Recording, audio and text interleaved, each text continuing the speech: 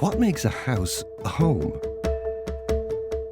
Over the next 8 weeks, 21 homes bursting with style and character will compete to be crowned Home of the Year.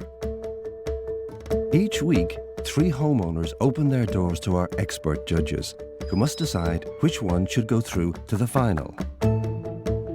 Interior design legend Hugh Wallace has more than 30 years' experience in high-end design. Our homes are where we want to go to escape. They're our sanctuary. And they're so important because it's our personality that actually comes out in the home. And that's what I'm looking for. These pieces are amazing because they all, I'm quite sure, tell a story. Award-winning architect Declan O'Donnell is on the hunt for clever design. Clever design can actually change your life. It's that powerful because it's all about functionality. And when you get that right, you can actually be much happier in your home. This is how you do open plan living. When you do it right, this is what everybody wants. Helen James, textiles and homeware designer, has a passion for individuality. I'm looking for how people have accessorized their home and what's their style and what does that tell me about them. This is all about their personality. It's all about them. And that's what makes me excited about this house. But there can only be one winner. This is Home of the Year. This week, the judges will see 3 very different homes. Looking for functionality, individuality and clever design, the judges will each score the homes out of 10. The home with the highest score will go through to the final at the end of the series. First, June Kennedy bought her home in Tipperary with her late husband in 1986. In 2012, she and her partner Tom embarked on an ambitious extension which almost tripled the size of the original cottage. Everybody said the simplest thing would be to knock it down, but I think June wanted to hang on to as much of it as possible for sentimental reasons. So we had a rough idea of what we wanted, and it seems to have worked. I just wake up every morning and I just think, oh my God, we are so blessed. You know, we are so grateful at this stage of our lives to be retiring into brightness and sense of calm. I don't know how long we spend looking out there during the day. I mean, we must spend hours watching the light change over the hills. Well, as you can see, there's bits of both of us everywhere, particularly Tom being a zoologist. Every nook and cranny has a set of antlers, and I love them, and they're just Tom to me. We had to put some soil up here to make a bank to build the extension on. That left a big hole in the ground. So we thought, well, we need to build something. So we sketched out a sort of thing, and then we sort of sit out on the end of it. It's just so good for a person just to be this close to nature. It really is. So Tom and I have decided that this is most definitely our favourite spot, best place to have all the views, and we just hope that the judges agree as well. Highlighting their favourite spot is the homeowner's only chance to communicate with the judges. I would say driving past our house, looking in, the judges will say, God, you know, how did this get nominated? The judges must now assess the extended cottage, armed only with the basic facts about the property and its owners. There's a main road in front of it. Very busy main road as well, isn't it? It's really nice that it's closed on this side. It's completely closed on this side, and it's obviously opening up to what lies beyond, yeah. It's just that gate, so you get that sense of surprise. There is a peak there. Yeah. It's obviously an original cottage here with an extension. It's fantastic. Should we go in? Let's go. Let's go. Very Nice cozy. hall. Terrific light, actually. Yeah. So there's lots of religious iconography here. There's also some fantastic pieces. It's great to see that actually in the hallway because they're forgotten spaces sometimes in people's homes. We have a real sense of who lives here. Absolutely. We haven't even entered into the other rooms yet, so. Here we go. What a fantastic view. Wow. Isn't that We amazing? thought there was something from the front. This is your dining room. Lovely open fire. Yeah. There's a real sense of pieces that tell stories. Nice sense of humour, the little bunny rabbit, It's just isn't great, it? But, Nice but to there was have... even humour outside in the Yeah. halls. I wonder about this detail here of the window being out in a bay. Is it actually blocking light into the room? Yeah, it's forming a cap, really. You know, it's Yeah. like a peaked cap on a sunny day. So for a south-facing facade. I actually like the light in this room because I think it's a nighttime room. And I like the idea that it's darker. So sorry. We'll agree to disagree. Indeed. Should we go on? Let's see what the next... That just shows that we all like different things. For me, I wanted the light. Lovely. Kitchen. Much brighter. It's just warm. It's a really warm room. It's interesting that the kitchen is actually the heart of the home here. It's right in the centre, and we have the 2 rooms off, the dining and what looks like the living room over here.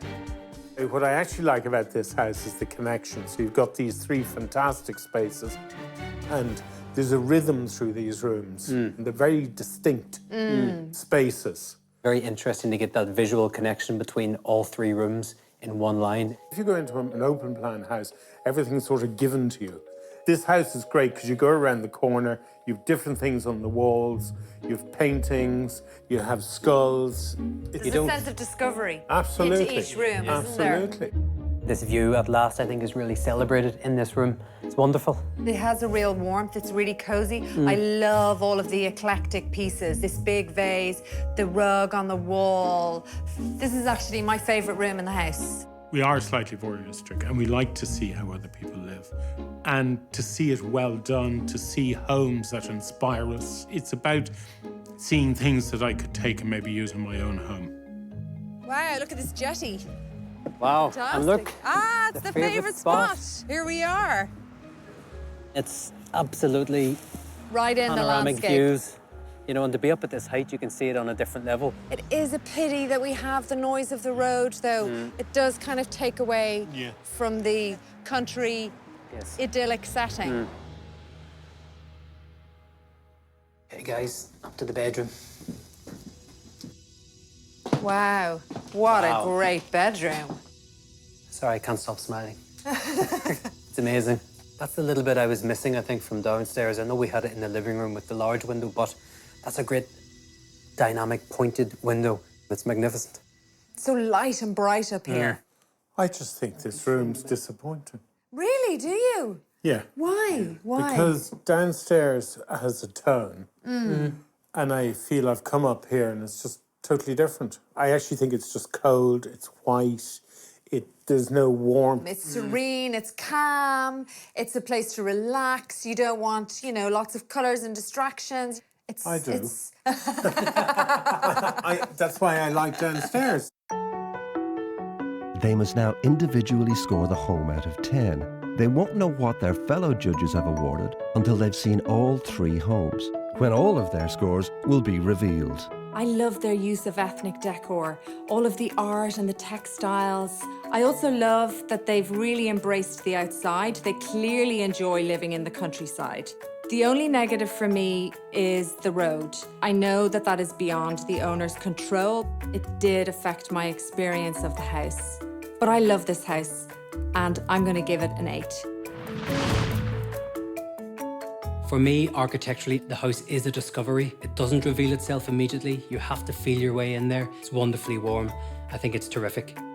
I've decided to give this house an 8. Outside, when you arrive at the house, you've no idea of what's to come. Inside, you're given this experience of the owners through the furniture, the pieces of art. It's a real eclectic mix inside. And the only thing that was slightly ajar was the master bedroom. Next, we're off to a very contemporary take on the traditional Irish bungalow in County Kildare. Mary and James Connolly's original home on this plot was severely flooded in 2008.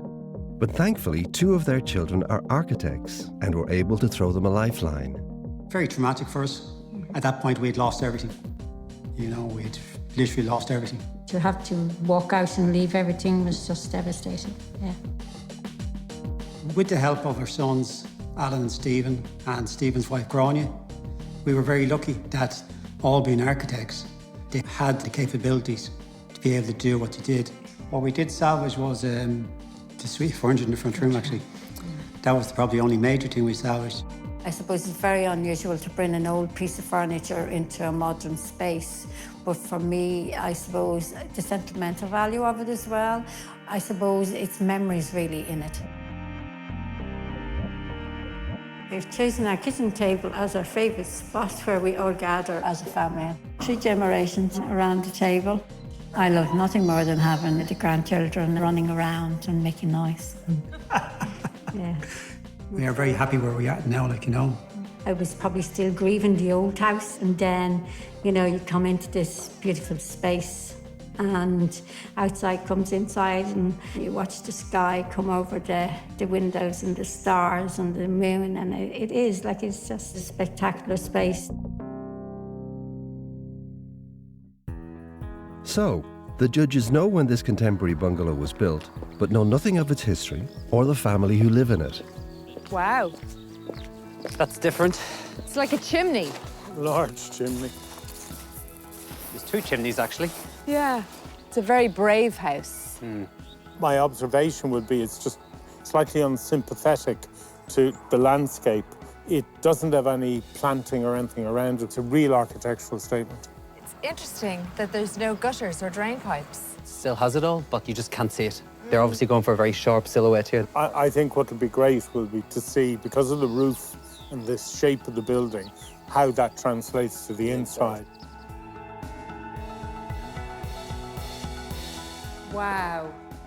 It's almost cathedral-like, isn't it? I love these light fixtures. The bare flecks coming out and the bare light bulbs. Such an impact, but so simple and not expensive. And they draw you right up into the space, don't they? So bright, lovely bright room. You were right, Declan, about the Vaulted light. ceiling, yeah. I think the windows and the doors are a real feature in this house. It's like a picture frame around each view, you know? It's great. I'm surprised, actually. Everything that is the house is one language, and the things that I can see now that are the homeowners, it's a different language. That's jarring with me a little bit at the moment. That's the cat's chair, though. Evidently. It's the cat's chair. Yeah, we'll see in the rest of the house. When you have a house that's architectural, it in itself causes issues because it defines what should be in the house. Because it needs to follow through. Yeah. What you can do in the inside becomes limited. Yeah. But then I think maybe we're all just being a bit fussy. Here we have the favourite spot in the house, which you can see why. No surprise. I love to see that proper big table. Yeah. Comfortably seating 10, 12, you know, at any given time, because everything happens here. It's nice. Oh, I like the way they've echoed the light fixtures again through into this space. Wow, look at these amazing doors. Open sesame. Fantastic. Oh, that is surprising. The furniture, again, does not go with the space. I mean, even to have something that was traditional, but this is like Rococo. I'm wondering, was this a family plot that they knocked and rebuilt, and this is the furniture from the old house? The furniture definitely has come with them into this space. It certainly This has. was not bought for this space. No. I think the thing that's disappointing is this wall that's here, even with the door. We're now confined within this room, even with these big doors. But it is a family home, and there might be times that you want to section off and have the kids in one room and the adults in the other. I actually think the doors are really incredible. They're really a beautiful feature. I just wish that it folded back into the chimney. I think Would open the space more. It would work better. I think it'll work much better. Yeah.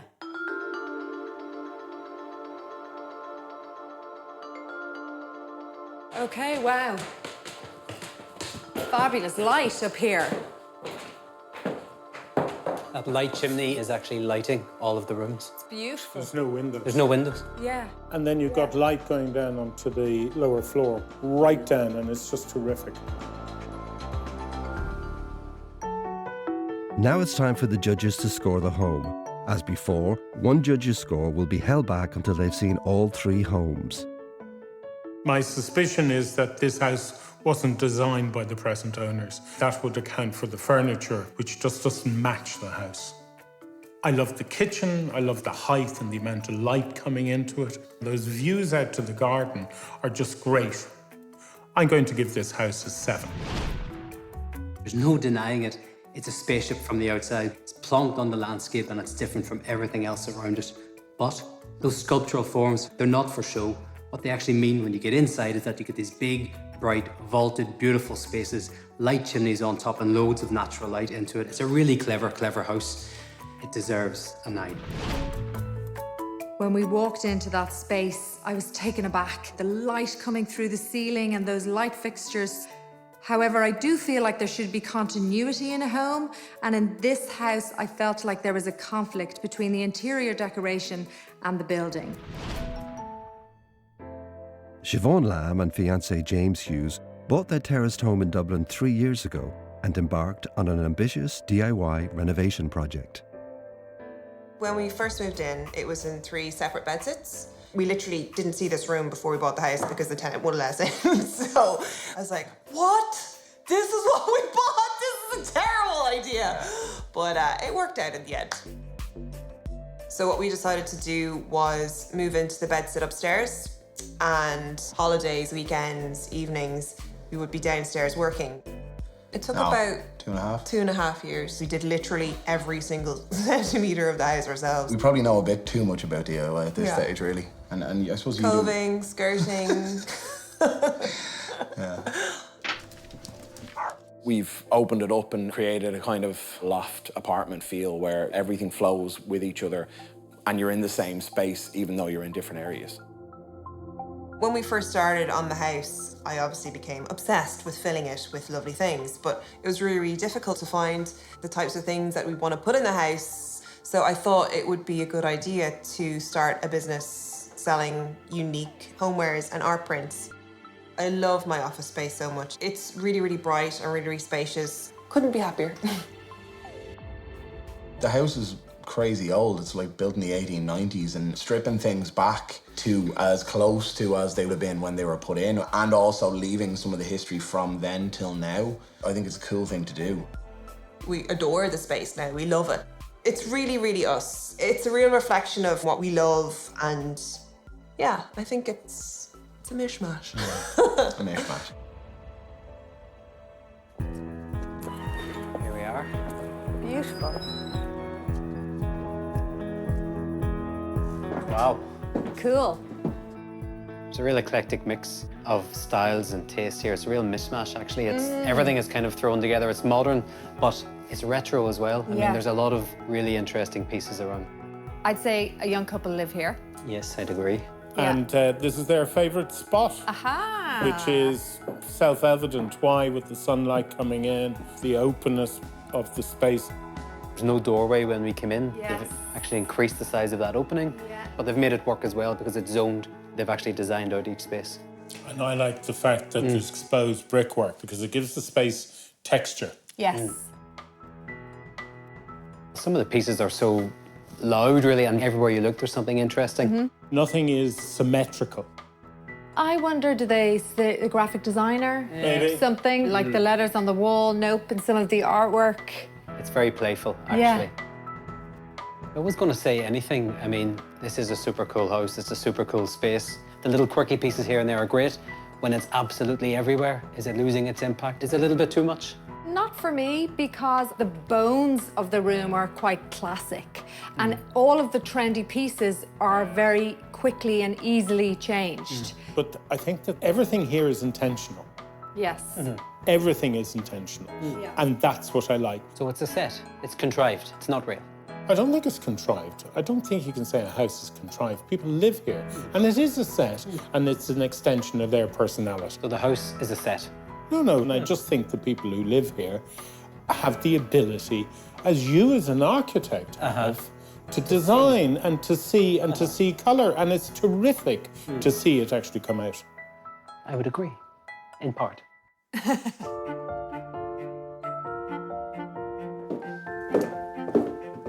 Okay.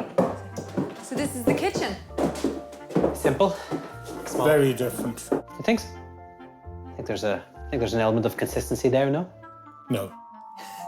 My issue with this space is there's no connection between the kitchen and the garden. Should have happened here is that window should have dropped down to the floor, and I should have had a big set of double doors out into that garden. But a big set of double doors would have been a much more expensive option. I think maybe that's a budget issue. You're being a bit harsh on the kitchen. No, I'm not. I think that the kitchen could have been so much better had it been laid out properly. What I tend to do when they go at it is I take a step back, I let them have their say, otherwise we'd be there all day.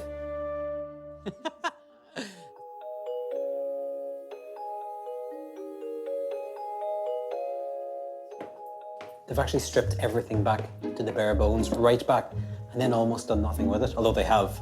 But the look here is very much, it's supposed to be unfinished. Yeah, I think it works in the stairs, but I'm not so keen on the wall. All right, will we see what's next?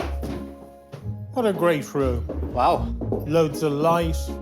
So this room is unfinished, but in their eyes possibly finished. And is that unfinished look correct for Home of the Year? Absolutely, it's correct, because I think their attention to detail is exceptional. They are in the process of making it their home. And I also think, as is often the case with an old house, you're never really finished, you know, and also the way that you live in a space changes. So this house will constantly evolve. Now, when you use an architect or an interior designer, the house is finished. When you do a house, it's finished. That's because we can only afford, you know, so much. It's done.